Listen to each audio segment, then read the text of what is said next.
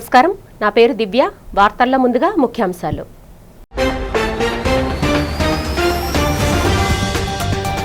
Dhavaleswaram cotton barrage కొత్త గేట్ల నిర్మాణం పనులకు శంకుస్థాపన చేసిన ముఖ్యమంత్రి చంద్రబాబు. ఈ బ్యారేజీ ద్వారా 10 లక్షల ఎకరాలకు సాగునీరు అందుతుందని వెల్లడి.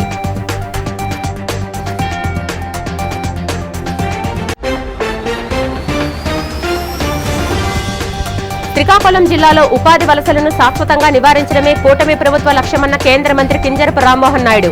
పలాస విమానాశ్రయం ఏర్పాటు భూసేకరణకు అందరూ సహకరించాలని సూచన.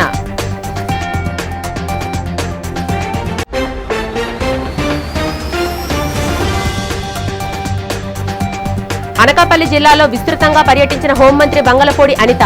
ఎస్పీ కార్యాలయం, టీడీపీ కార్యాలయంలో ప్రజా సమస్యలపై ప్రజలతో మాట్లాడి వినతుల స్వీకరణ.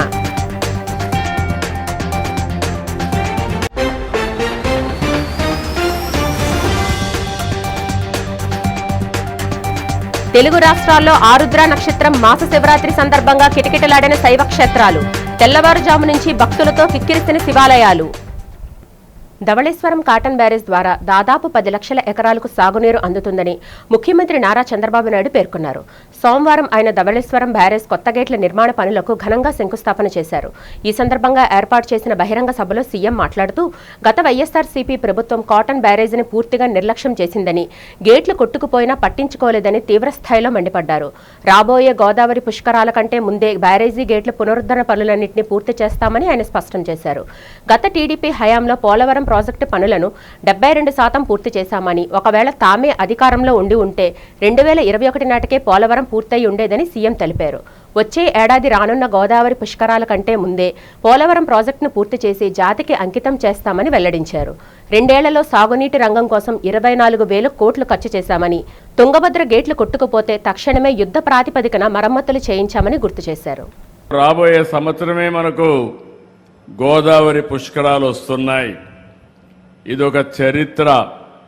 గోదావరి పుష్కరాల కంటే ముందే పోలవరం పూర్తి చేసి జాతికి అంకితం చేస్తామని ఈ సభలో మీ అందరికీ విజ్ఞప్తి చేస్తున్నా. నేను అందుకనే 3 కార్యక్రమాలకి ఇక్కడికి వచ్చాను.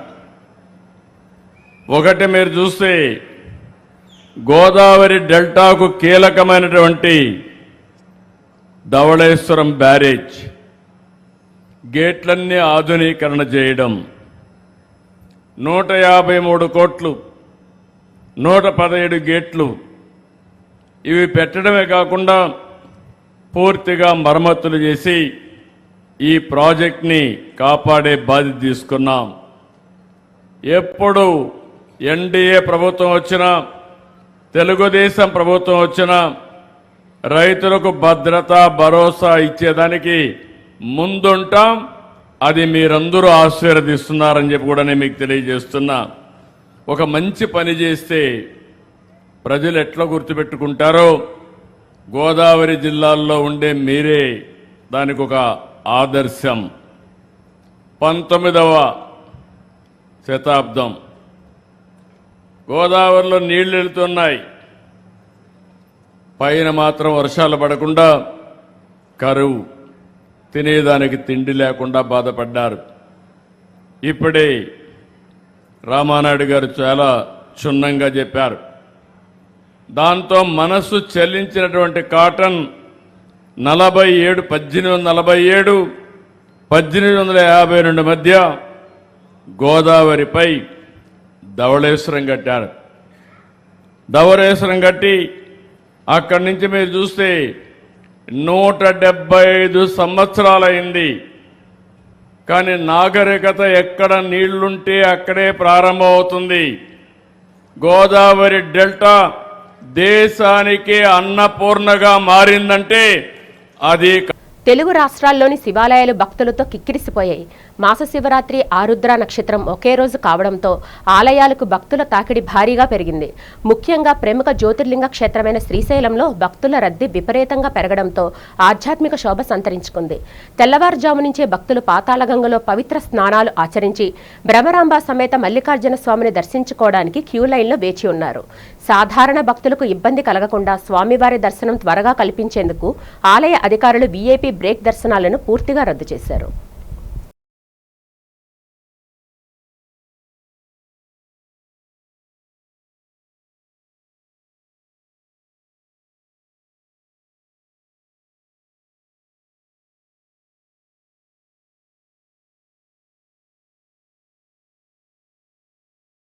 అనకాపల్లి పట్టణంలో రాష్ట్ర హోంమంత్రి వంగలపూడి అనిత పర్యటించారు. ఇందులో భాగంగా అనకాపల్లి ఎస్పీ కార్యాలయంలో నిర్వహించిన పీజీఆర్ఎస్ కార్యక్రమంలో ఆమె పాల్గొని ప్రజల నుంచి నేరుగా వినతులను స్వీకరించారు. ఈ సందర్భంగా ప్రజలను ఆప్యాయంగా పలకరించి వారి సమస్యలను అడిగి తెలుసుకున్న హోంమంత్రి కొన్ని సమస్యలను అక్కడికక్కడే పరిష్కరించారు. మరికొన్ని సమస్యలను తక్షణమే పరిష్కరించాలంటూ సంబంధిత అధికారులను ఆదేశించారు. ప్రజల సమస్యల పరిష్కారమే తమ ప్రభుత్వ ప్రథమ ధ్యేయమని ఈ సందర్భంగా మంత్రి స్పష్టం చేశారు. అనంతరం జిల్లా పోలీస్ అధికారులు నిర్వహించిన ప్రత్యేక సమీక్షా సమావేశంలో ఆమె పాల్గొన్నారు. ఈ కార్యక్రమంలో అనకాపల్లి జిల్లా ఎస్పీ తుహిన్ సిన్హాతో పాటు పలువురు ఉన్నత అధికారులు పాల్గొన్నారు.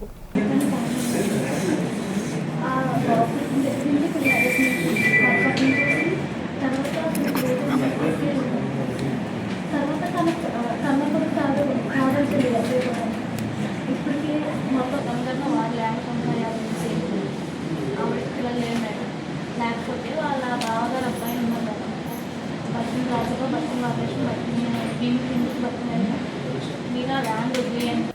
కదిరిలో భవన నిర్మాణ కార్మికుల స్థలాల కబ్జాలను వెంటనే అడ్డుకోవాలని డిమాండ్ చేస్తూ బీజేపీ ఆధ్వర్యంలో స్థానిక ఆర్డీఓ కార్యాలయం ముందు భారీ నిరసన ప్రదర్శన నిర్వహించారు. ఈ ఆందోళనలో పాల్గొన్న బీజేపీ సీనియర్ నాయకులు ఎస్ విష్ణువర్ధన్ రెడ్డి మాట్లాడుతూ కదిరిలో దాదాపు 500 మంది కార్మికులకు జరిగిన అన్యాయానికి రెవెన్యూ అధికారులే బాధ్యత వహించాలని స్పష్టం చేశారు. ముఖ్యంగా మరణించిన 40 మంది కార్మికుల కుటుంబాలకు చెందిన పట్టాలను కబ్జా చేసిన దళారులపై వెంటనే క్రిమినల్ కేసులు నమోదు చేయాలని డిమాండ్ చేశారు. నకిలీ పట్టాలు సృష్టించిన వారిని, వారికి సహకరించిన అధికారులను తక్షణమే సస్పెండ్ చేసి చట్ట ప్రకారం శిక్షించాలన్నారు. గత విచారణలోనే అక్రమాలు జరిగినట్లు తేలినా బాధ్యులపై ఎలాంటి చర్యలు తీసుకోకపోవడం అత్యంత దురదృష్టకరమని ఆయన ఆవేదన వ్యక్తం చేశారు. భూమాఫియా నుంచి అసలైన భవన నిర్మాణ కార్మికులకు వారి స్థలాన్ని వెంటనే అప్పగించాలని, రెవెన్యూ శాఖలోని అక్రమాలపై నిష్పక్షపాత విచారణ జరిపించాలని కోరారు. కార్మికులకు పూర్తి న్యాయం జరిగే వరకు బీజేపీ పోరాటం ఆగదని, అధికారులు స్పందించి బాధ్యులపై వెంటనే చర్యలు తీసుకోకపోతే ఈ ఆందోళనను మరింత ఉధృతం చేస్తామని ఆయన హెచ్చరించారు. సత్యసాయి జిల్లా కదిరిలో 2007లో దాదాపు ఈ పట్టణంలో ఉన్నటువంటి 2000 మంది దినసరి భవన నిర్మాణ కార్మికులు ఒక అసోసియేషన్గా ఏర్పడి వాళ్ళ యొక్క సొంత డబ్బులతోటి వేరే పట్టా ఉన్నటువంటి ఒక ప్రభుత్వ భూమిని కొనుగోలు చేసి దాన్ని ప్రభుత్వానికి హ్యాండ్ ఓవర్ చేసి 2007లో నవంబర్లో దాదాపు 500 మందికి పట్టాలు తీసుకోవడం జరిగింది.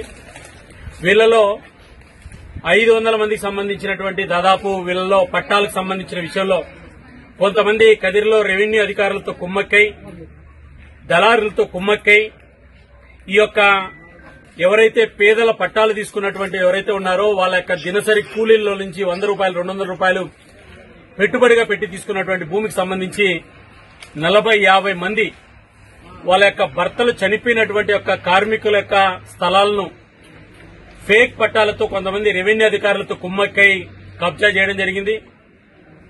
21 సంవత్సరాలుగా వీళ్లు ఈ పట్టాల కోసం సాక్షాత్తు ఆర్డీఓ ఆఫీస్ ఎదురుగున్నటువంటి ఒక స్థలంలో ప్రయత్నాలు చేస్తున్నారు. అయితే ఇప్పటివరకు వీళ్ళకి న్యాయం జరగలేదు. ఆనందపురం మండలం తుర్లవాడలో గూగుల్ డేటా సెంటర్ బాధిత రైతుల సమావేశానికి వెళ్తున్న సిపిఎం నాయకులను పోలీసులు సోమవారం ఉదయం అడ్డుకొని అరెస్టు చేశారు. జీవీఎంసీ మాజీ corporator doctor B Gangarao, Bheemili zone CPM కార్యదర్శి ఆర్ఎస్ఎన్ మూర్తిలను పోలీసులు ఆనందపురం స్టేషన్లో నిర్బంధించారు. ఈ సందర్భంగా వారు ఒక ప్రకటన విడుదల చేశారు. చంద్రబాబు ప్రభుత్వం గూగుల్, అదానీ సంస్థలకు ఊడిగం చేస్తూ రైతులకు తీవ్ర అన్యాయం చేస్తుందని మండిపడ్డారు. తర్లవాడ గ్రామంలో పెద్ద సంఖ్యలో పోలీసులు మోహరించి స్థానిక నాయకులను ఇళ్ల నుంచి బయటకు రాకుండా బెదిరిస్తున్నారని ఆరోపించారు.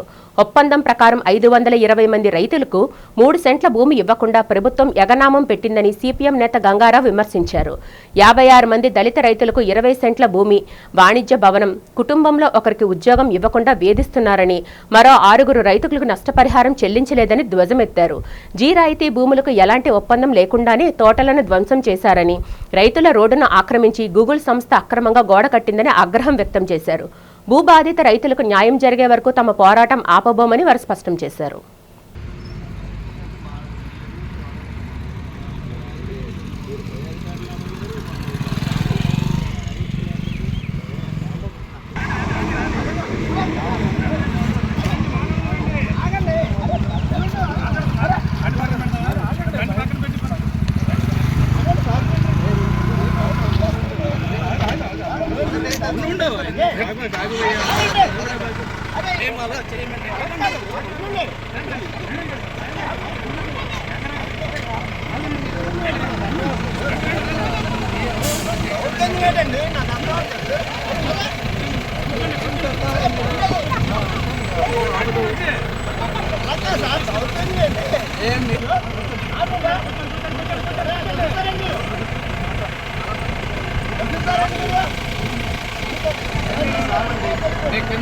శ్రీ జగన్నాథ స్వామి వారి రథోత్సవాలకు విస్తృతంగా ఏర్పాట్లు చేశామని ఆలయ ధర్మకర్తల మండలి చైర్మన్ సురాడ రాజ్ కుమార్, ఆలయ ఈవోటీ రాజగోపాల్ రెడ్డి తెలిపారు. టౌన్ కొత్త రోడ్డు వద్ద గల ఆలయంలో జరిగిన మీడియా సమావేశంలో ఉత్సవాల వివరాలను తెలిపారు. ఈ నెల 15 సాయంత్రం సుభద్రాదేవి శాంతి కళ్యాణం నిర్వహిస్తామని చెప్పారు. 16న రథయాత్ర జరుగుతుందని, ఎమ్మెల్యే వంశీకృష్ణ యాత్రను ప్రారంభిస్తారని తెలియజేశారు. కొత్త రోడ్లో జగన్నాథ స్వామి ఆలయం నుంచి టర్నర్ సత్రం వరకు మంగళ వాయిద్యాలు, ఆధ్యాత్మిక సాంస్కృతిక కార్యక్రమాలు, వేద గీత పారాయణతో రథయాత్ర సాగుతుందన్నారు. 17వ తేదీ నుంచి టర్నర్ సత్రం కళ్యాణ మండపంలో స్వామివారి దశావతారాల ప్రదర్శన ఉంటుందని సురాడ రాజ్ కుమార్, టి రాజగోపాల్ రెడ్డి తెలియజేశారు. ప్రతిరోజు మధ్యాహ్నం అన్నదానం, పలు ఆధ్యాత్మిక సాంస్కృతిక కార్యక్రమాలు ఉంటాయని చెప్పారు. ఈ నెల 26న స్వామివారి తిరుగు రథయాత్ర ఉంటుందన్నారు. మీడియా సమావేశంలో ధర్మకర్తల మండలి సభ్యులు, ఆలయ అర్చకులు పాల్గొన్నారు. పేరు టి రాజగోపాల్ రెడ్డి. నేను టౌన్ కొత్త రోడ్ జగన్నాథ స్వామి దేవస్థానం ఈయోగా పనిచేస్తున్నాను. ఈ సంవత్సరం టౌన్ కొత్త రోడ్ జగన్నాథ స్వామి రథయాత్ర మహోత్సవాలు తేదీ జూలై 15వ తారీఖు నుండి జూలై 26వ తారీఖు వరకు అత్యంత వైభవంగా జరపబడతాయి. జూలై 16వ తారీఖు ఉదయం, గురువారం ఉదయం 9:30 గంటలకి స్వామివారిని రథం మీద వేయించేసి భక్తులందరికీ కూడా దర్శనం కల్పించడం జరుగుతుందండి.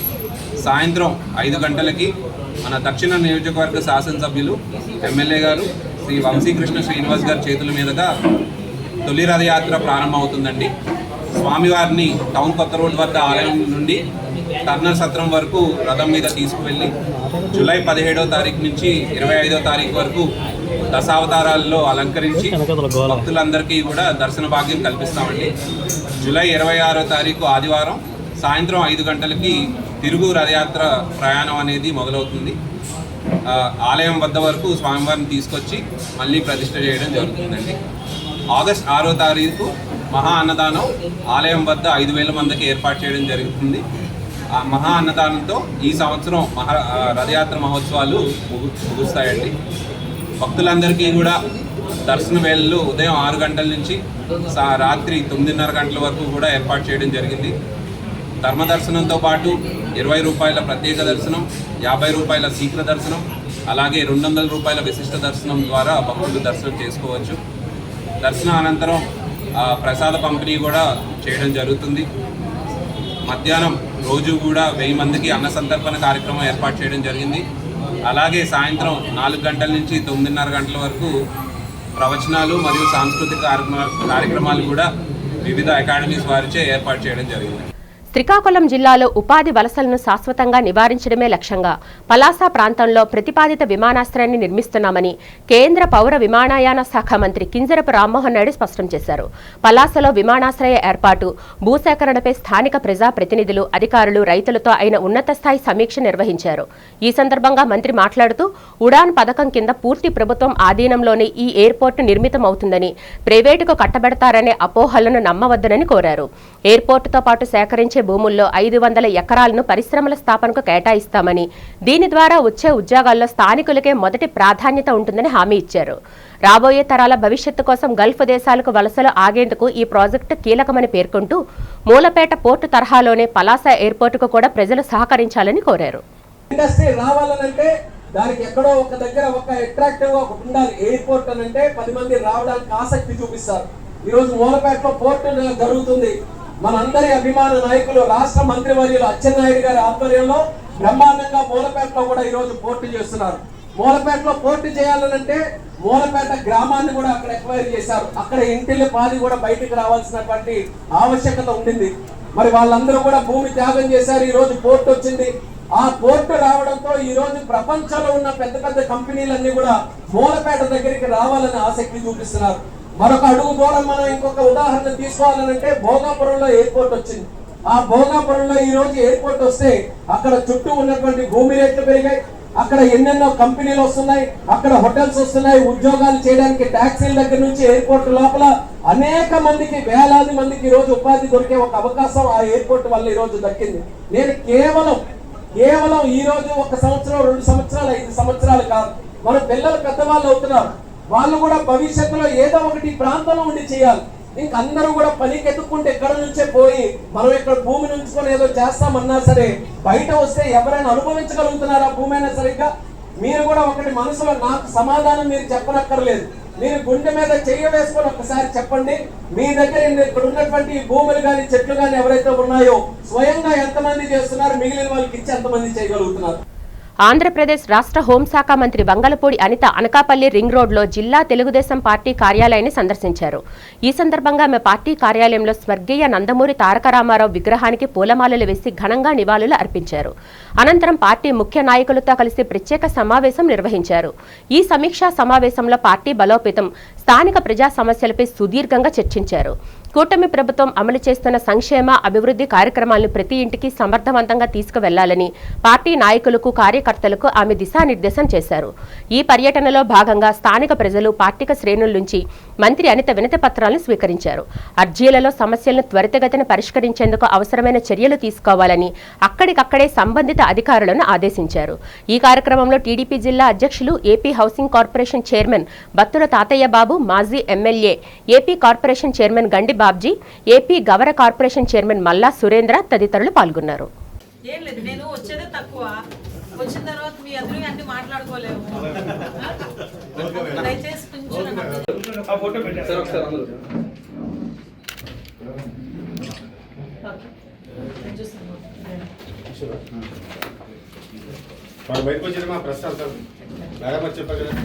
ఏమనుకోదు దయచేసి. మన మెలోడీస్ అధినేత్రి మను పల్లా సారథ్యంలో ప్రముఖ గాయని ఎస్ జానకి సంస్మరణ సభ జరిగింది. పబ్లిక్ లైబ్రరీలో జరిగిన కార్యక్రమంలో ఎస్ జానకి అభిమానులు ముందుగా ఆమె చిత్రపటానికి పూలమాలలు వేసి నివాళులర్పించారు. ఈ సందర్భంగా మాజీ డిప్యూటీ మేయర్ తాడి సత్యనారాయణ మాట్లాడుతూ తెలుగు చలనచిత్ర సీమలో మధుర గాయనిగా ఒక వెలుగు వెలిగారన్నారు. ఎన్నో భాషల్లో వేలాది పాటలు పాడి ప్రజల హృదయాల్లో చెరగని ముద్ర వేసుకున్న ఎస్ జానకి చిరస్మరణీయులని అన్నారు. కార్యక్రమ నిర్వాహకురాలు మను పల్లా జానకమ్మకి తనకి ఉన్నటువంటి అనుబంధాన్ని గుర్తు చేసుకుని కన్నీటి పర్యంతమయ్యారు.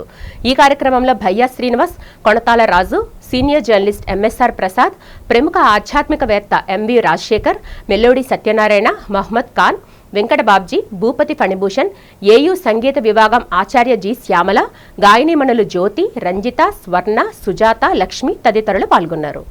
ఈ ఏర్పాటు చేయడం జరిగిందండి. ఎందుకంటే అమ్మతో ఉన్న అనుబంధాన్ని, ఆమెతో ఉన్న సాంగత్యాన్ని మేము కూడా ఒకసారి స్మరించుకుంటూ, ఒకసారి అమ్మ ఇంత తొందరగా కూడా చనిపోతుందని అనుకోలేదు. మన విశాఖపట్నం మార్చి 18th వచ్చారు, అలాగే 25వ తారీఖున కలిసాము అమ్మని, 28న మళ్ళీ కలిసాము. 4 times కలిశానండి నేను అమ్మని. ఇలాంటి మన జానకమ్మ గారిని కోల్పోయినందుకు విశాఖపట్నమే కాదు, యావత్ ప్రపంచం అంతా కూడా ఒక మంచి గాయనిని కోల్పోయారు. ఆవిడ లేని లోటు ఎవరో తీర్చలేము. ఆవిడ పాడిన పాటలు ఎంత అపురూపమైనవో, ఎంత హై పిచ్ సాంగ్స్, ఎవరు మళ్ళీ అలాంటి వాయిస్ చూడాలంటే చాలా కష్టమైన పని. అలాంటి అమ్మ అందరి మనసుల్లో కూడా ఉండి ఈరోజు ఆవిడ బ్రతికే ఉన్నారండి. మా అందరి మనసుల్లో ఉండి ఈరోజు అందరం కూడా ఆవిడ పాటలు పాడుతూ స్మరించుకుంటూ ఆవిడ గురించే మేము ఇంత వైజాగ్ ప్రజలందరం కూడా తనని ఇలా స్మరించుకుంటూ ఒక సంతాప ప్రగాఢం తెలియజేసుకున్నాము అంటే ఎంతో అదృష్టంగా భావిస్తున్నాము. అమ్మ ఎంతోమంది ఇంకా తెలియదండి, అమ్మని చూడలేని వాళ్ళు 40-50 సంవత్సరాల నుంచి అనుకుంటున్న వాళ్ళు ఉన్నారు, కానీ ఎవరు చూడలేకపోయారండి. ఈరోజు ఫారెన్ నుంచి కూడా, యూఎస్ నుంచి కూడా నేను కాల్ చేశారు, మా ఫ్రెండ్స్ అందరు ఫోటోలు చూసి కాల్ చేశారు, నువ్వు ఒక్కసారి కల్పించమ్మా అమ్మని, ఒక్కసారి ఆ పాదాలు తాకిన కళ్ళతో చూసినా చాలని ఇప్పటికీ కాల్స్ చేస్తూనే ఉన్నారు. అయినా కూడా అమ్మ ఇంకా మనకు లేకుండా వెళ్ళారు. ఇంత తొందరగా వెళ్ళిపోతారని అనుకోలేదు. కండరాలు, ఎముకలు, కొవ్వు వంటి కణజాలాల నుంచి ఉత్పన్నమయ్యే అరుదైన వ్యాధే సర్కోమా క్యాన్సర్ అని, దీనికి మెరుగైన చికిత్సలు అందుబాటులో ఉన్నాయని Medicover cancer institute senior radiation oncologist doctor Abhilash Gavarraju తెలిపారు. ఈ సందర్భంగా మెడికవర్ హాస్పిటల్లో ఆయన మీడియాతో మాట్లాడారు. దీనిని మృదు కణజాల సర్కోమా, ఎముక సర్కోమా అని 2 రకాలుగా వర్గీకరిస్తారన్నారు. సాధారణంగా ఇది నొప్పి లేని గడ్డ రూపంలో ప్రారంభమవుతుందని, అయితే ఎముక సర్కోమా తీవ్రమైన నొప్పితో పాటు ఎముకలు విరిగే ప్రమాదం ఉందన్నారు. జన్యుపరమైన లోపాలు, గతంలో రేడియేషన్ చికిత్స పొందడం వంటివి ఇందుకు కారణాలుగా కావచ్చని వివరించారు. ప్రపంచవ్యాప్తంగా ఇందులో 50కి పైగా ఉపరకాలు ఉన్నందున ప్రారంభ దశలోనే గుర్తించి ప్రత్యేక నైపుణ్యం కలిగిన కేంద్రాల్లో చికిత్స పొందడం ద్వారా మెరుగైన ఫలితాలు ఉంటాయని ఆయన సూచించారు. ఆధునిక ఇమేజింగ్ పరీక్షలు, బయాప్సీ ద్వారా వ్యాధిని నిర్ధారించి శస్త్రచికిత్స, రేడియేషన్, కీమోథెరపీల సమన్వయంతో చికిత్స అందిస్తామని వెల్లడించారు. అందరికీ నమస్కారం. నా పేరు డాక్టర్ అభిలాష్ గవర్రాజు. నేను ఇక్కడ senior consultant radiation oncologist Medicover cancer institute అరిలోవలో పనిచేస్తున్నాను. జూలై నెలలో సార్కోమా అనే ఒక చాలా రేర్ క్యాన్సర్ అవేర్నెస్ గురించి మనం మాట్లాడుతామండి. సో మన శరీరంలో చాలా అవయవాలు ఉన్నాయి. మెదడు, తల, నోటి భాగం, ఆడవాళ్ళల్లో రొమ్ము భాగం, గర్భాశయ భాగం, వీటన్నిటిలోని క్యాన్సర్స్ వస్తాయి. మనం రెగ్యులర్గా వైద్యాలు అవి చేస్తూ ఉంటాం. బట్ సార్కోమా అనే ఒక క్యాన్సర్ మన శరీరంలో ఉండే ఎముకల్లో కానీ, కండరాల్లో కానీ, నరాల్లో కానీ, రక్తనాళాల్లో కానీ, కొవ్వు ఫ్యాట్లో కూడా కొన్ని క్యాన్సర్లు వస్తాయండి. ఈ సార్కోమా అనేది చాలా రేర్గా వస్తూ ఉంటాయి.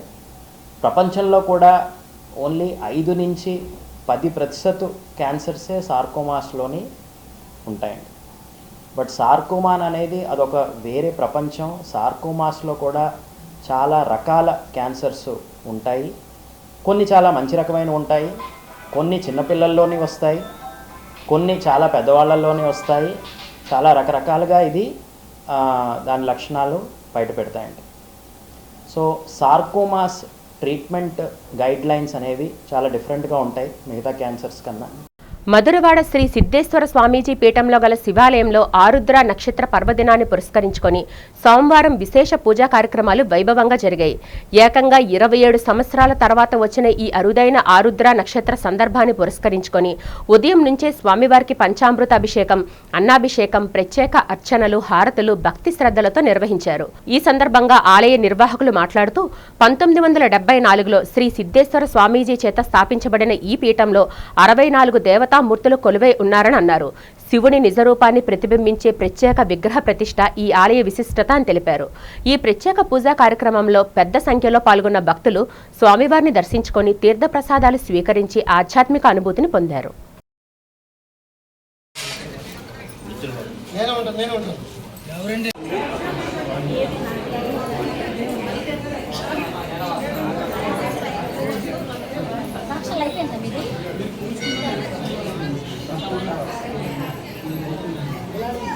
క్యాబ్ డ్రైవర్లు ఎదుర్కొంటున్న సమస్యల పరిష్కారానికి ప్రభుత్వం చొరవ చూపాలని విశాఖ క్యాబ్ డ్రైవర్స్ యూనియన్ నేత బి జగన్ డిమాండ్ చేశారు. యూనియన్ ఆధ్వర్యంలో క్యాబ్ డ్రైవర్లు కలెక్టరేట్ ఎదుట నిరసన వ్యక్తం చేశారు. ప్రభుత్వం తమ సమస్యలు పరిష్కరించాలంటూ ఆందోళనకారులు నినాదాలు చేశారు.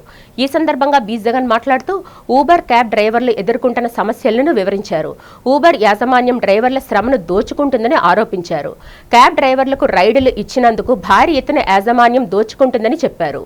ప్రభుత్వం చొరవ చూపి ఊబర్ క్యాబ్ డ్రైవర్ల సమస్యల పరిష్కారానికి చర్యలు చేపట్టాలని జగన్ డిమాండ్ చేశారు. సమస్యల పరిష్కారానికి ప్రభుత్వం కృషి చేయకపోతే రాబోయే రోజుల్లో ఆందోళన కార్యక్రమాలు తీవ్రతరం చేస్తామని స్పష్టం చేశారు. విశాఖ క్యాబ్ డ్రైవర్స్ యూనియన్ గౌరవ అధ్యక్షులు వాలా ఊబర్ ర్యాపిడో సమస్యలు పరిష్కారం చేయాలని చెప్పేసి ఈరోజు కలెక్టరేట్ దగ్గర ఆందోళన చేస్తా ఉన్నాం. మేము అడుగుతుంది వాలా ఊబర్ ర్యాపిడోలో ఉండే లాభాల్లో షేర్లు మనం అడగట్లేదు. ఎందుకంటే మమ్మల్ని పార్ట్నర్స్ అంటున్నారు కాబట్టి మేము షేర్లు అడగట్లేదు. మేము అడుగుతుంది ఏంటంటే ఏదైతే వాలా ఊబర్ ర్యాపిడోలో ఈ మధ్యకాలంలో పెట్రోల్, డీజిల్, స్పేర్ పార్ట్స్, ఇతర అంశాలన్నీ ధరలు పెరిగాయి. వాళ్ళు చెప్తున్న లెక్కల ప్రకారం 28% పెరిగాయి. మరి దానికి అనుగుణంగా రేట్లు పెంచమని చెప్పేసి అడుగుతా ఉన్నాం. గత ఈ నెల 1వ తారీఖు నుంచి మొత్తం వాలా ఊబర్ ర్యాపిడో స్ట్రైక్ చేస్తే వాలా వాడు వచ్చి చర్చలు చేసి 30% రేట్లు పెంచారు. మరి ఊబరు ర్యాపిడో ఎందుకు చేయరు అని చెప్పేసి అడగదలుచుకున్నాం. చివరికి డిటీసీ గారు, డిప్యూటీ ట్రాన్స్పోర్ట్ కమిషనర్ గారు పిలిచినా సరే ఈరోజు ఊబర్ వాళ్ళు ర్యాపిడోలు రావట్లేదు. అంటే జిల్లా కలెక్టర్ చెప్పిన మాట కానీ ఈరోజు డిప్యూటీ ట్రాన్స్పోర్ట్ కమిషనర్ చెప్పిన మాట కానీ వినట్లేదంటే ఎందుకు వినట్లేదో ఈరోజు రాష్ట్ర ప్రభుత్వం ఆలోచించాలి. 2019లో ఎంఈ యాక్ట్ వచ్చింది. ఆ ఎంఈ యాక్ట్కి అనుగుణంగా 2020లో రూల్స్ ఫ్రేమ్ చేశారు. ఆ రూల్స్కి అనుగుణంగా ఇక్కడ అమలు చేయమని చెప్పేసి అడుగుతా ఉన్నాం. 20% కంటే అదనంగా కమిషన్ తీసుకోకూడదు. ఆ రకంగా అమలు చేయమని అడిగితే ఇక్కడ అమలు చేసే పరిస్థితి లేదు. ఆ రూల్స్ ఫ్రేమ్ చేయలేదు కాబట్టి నేను జిల్లా కలెక్టర్ అయినా సరే నా వాదా పనికిరాదని చెప్పేసి జిల్లా కలెక్టర్ చేతులు ఎత్తేసే పరిస్థితి ఉంది. ఎప్పటికైనా రాష్ట్ర ప్రభుత్వం ఇప్పటికే ఐటీ మినిస్టర్ని, ట్రాన్స్పోర్ట్ మినిస్టర్ని, అలాగే కార్మిక శాఖ మినిస్టర్ని ముగ్గురిని కలిసి ఉన్నాం. ఎప్పటికైనా మీరు రూల్స్ ఫ్రేమ్ చేయకపోతే ఆగు మేఘాల మీద ఈరోజు జిఎంఆర్ అడిగాడని చెప్పి 11 రోజుల్లో ఈరోజు జీవో ఇచ్చారు. వార్తలు ముగించే ముందు ముఖ్యాంశాలు మరొకసారి చూద్దాం.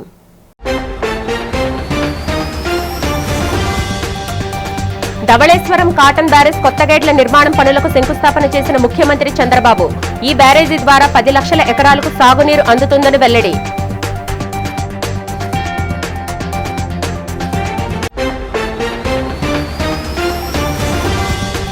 శ్రీకాకుళం జిల్లాలో ఉపాధి వలసలను శాశ్వతంగా నివారించడమే కూటమి ప్రభుత్వ లక్ష్యమన్న కేంద్ర మంత్రి కింజరపు రామ్మోహన్ నాయుడు. పలాస విమానాశ్రయం ఏర్పాటు భూసేకరణకు అందరూ సహకరించాలని సూచన.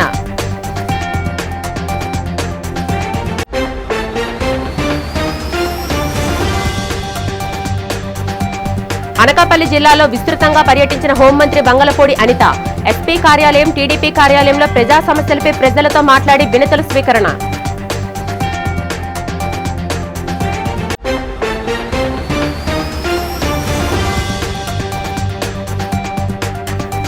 తెలుగు రాష్ట్రాల్లో ఆరుద్ర నక్షత్రం మాస శివరాత్రి సందర్భంగా కిటకిటలాడిన శైవ క్షేత్రాలు. తెల్లవారుజాము నుంచి భక్తులతో కిక్కిరిసిన శివాలయాలు. ఈ వార్తలు ఇంతటితో సమాప్తం. నమస్కారం.